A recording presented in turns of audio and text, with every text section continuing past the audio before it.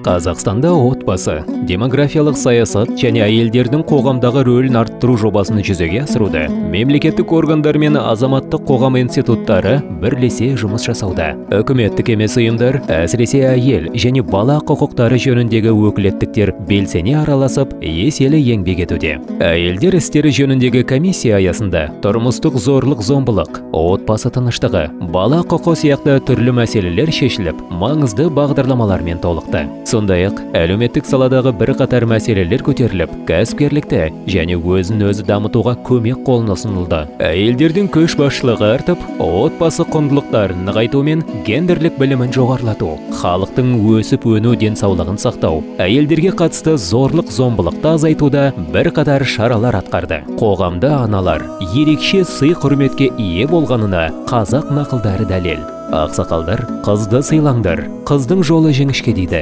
Бұл әйел затының ұрпақ жалғасы. Оның тәрбиесі мен келешегінің бастауы екенін білдірсе керек.